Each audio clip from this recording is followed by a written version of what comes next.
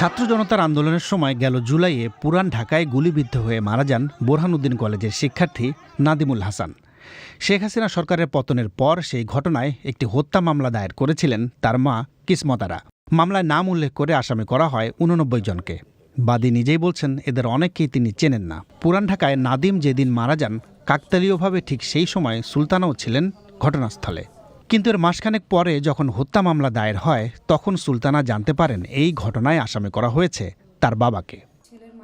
সুলতানা বাবার নাম মামলা থেকে বাদ দেওয়ার অনুরোধ নিয়ে যান ছাত্র আন্দোলনে নিহত নাদিমের মা ও মামলার বাদী কিসমত আরার কাছে।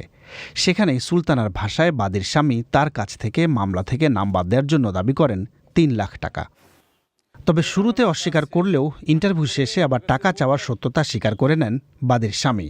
স্বামী করে কি বলছিলেন? আমি বলছি যে 3 লাখ টাকা নিয়ে যাও, আমি ব্যবস্থা করে দিব।